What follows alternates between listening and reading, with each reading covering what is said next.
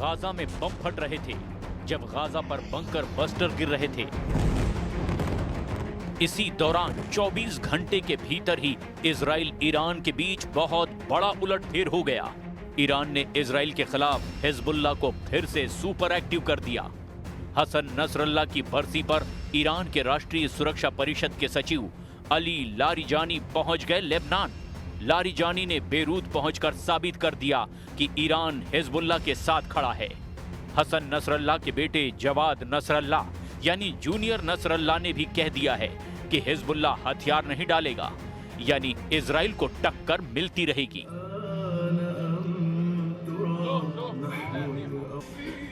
ये है लेबनान की राजधानी बेरूत। बेरूत में दक्षिण का ये इलाका हिजबुल्लाह का गढ़ कहा जाता है। हजारों लोग जुटे हैं। मौका हसन नसरल्लाह की बरसी का है। ये लोग उसी जगह इकट्ठा हुए हैं जहां नसरल्लाह की कब्र है, और यहां लगे पोस्टर बता रहे हैं कि हिजबुल्लाह सुपर एक्टिव हो चुका है और उसको फिर से सक्रिय करने वाली ताकत ईरान है। नसरल्लाह की बरसी पर हिजबुल्लाह के मौजूदा चीफ नईम कासिम का वीडियो संदेश दिखाया गया।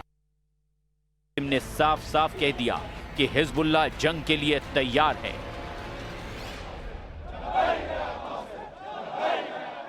نكتفي بالقول أننا نتقدم وأننا نرمم وأننا حاضرون لأي دفاع في مواجهة العدو الإسرائيلي।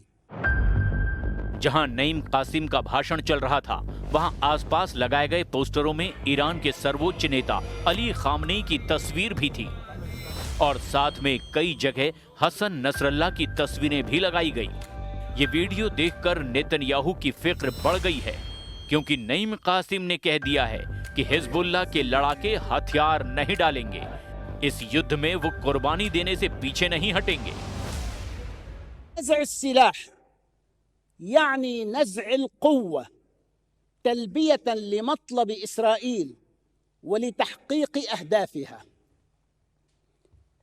ثالثا، لن نسمح بنزع السلاح وسنواجه مواجهة كربلائية لأننا في معركة وجودية।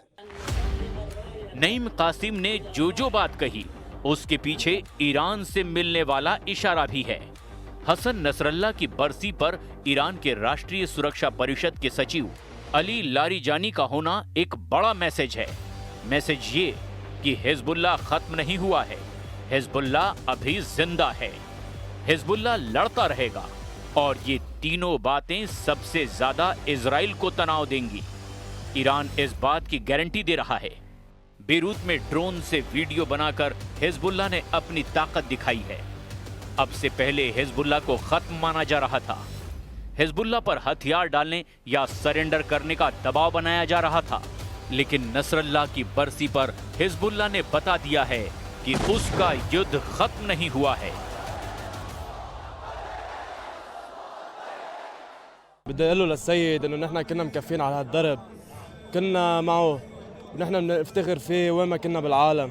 نحن هلا جينا لهون نثبت وجودنا ونثبت وجود كل الدنيا انه نحن مع المقاومه لاخر نفس. كأثمر نصرا وعزا وفخرا، نحن هون لنجدد هيدا العهد ونقول انه نحن مع المقاومه مع المقاومه مع المقاومه الى ان ينقطع النفس।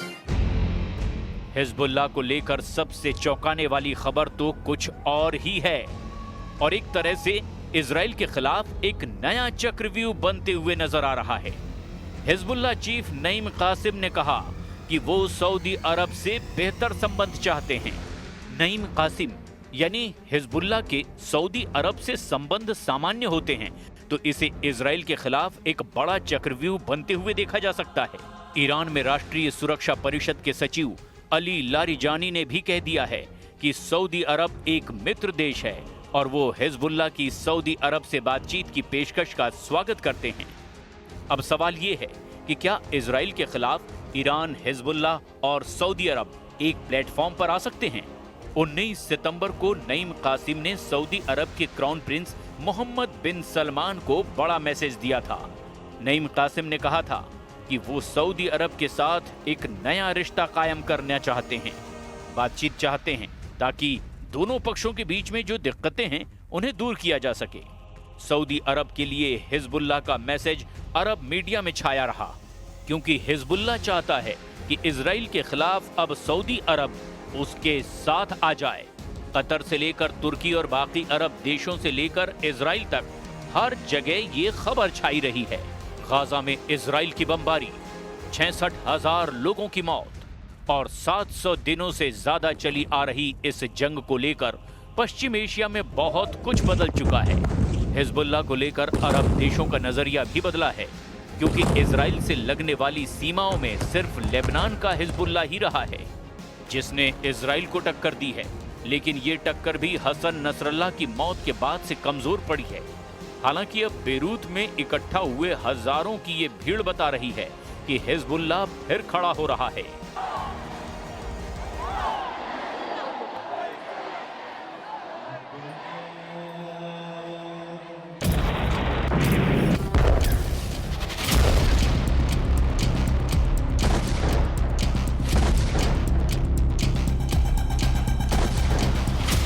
ठीक एक साल पहले 27 सितंबर 2024 लेबनान की राजधानी बेरूत पर इजराइल का हमला हुआ।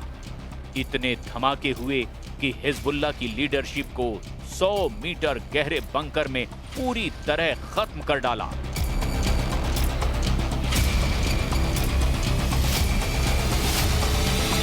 इजराइल ने एक साल पहले हिजबुल्लाह चीफ हसन नसरल्लाह को मार डाला था। तब हिजबुल्लाह कमजोर जरूर हुआ, क्योंकि उसकी लीडरशिप पर बार बार हमले हुए।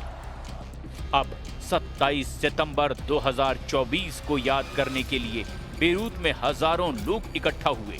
पोस्टरों में हिजबुल्लाह के उन तमाम कमांडरों की तस्वीर है जिनको इजराइल ने लगातार हुए हमलों में खत्म कर दिया। كانت الصدمة قوية، انفجار كتير قوي، يعني اهتزت الضاحية وبيروت وكل أرجاء لبنان اهتز. اللحظات الأولى قلبنا ارتجف شوي وبعدين سمعنا خبر استشهاد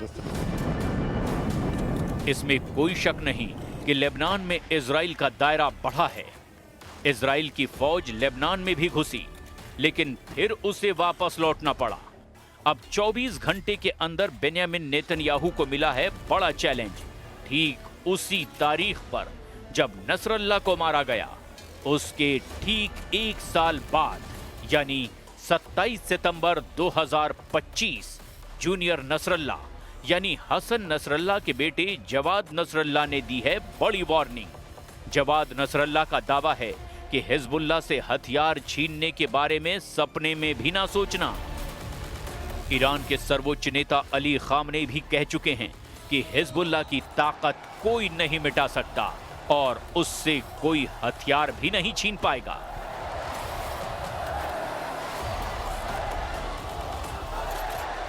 هر تصمیمی که دولت لبنان با همفکری مقاومت بگیره مورد احترام ماست. ما دخالتی در تصمیم گیری شما نداریم. جای دوست و دشمن رو عوضی نگیرید. बेरूत में मनाई गई बरसी में जूनियर नसरल्लाह यानी जवाद नसरल्लाह को भी देखा गया। अब जवाद नसरल्लाह को बहुत उम्मीदों के साथ देख रहा है हिजबुल्लाह का कैडर। लेबनान में हिजबुल्लाह का शक्ति प्रदर्शन बता रहा है कि इजराइल को चौकन्ना रहना पड़ेगा। क्या जूनियर नसरल्लाह ने हसन नसरल्लाह के मिशन को पूरा करने की अब ठान ली है?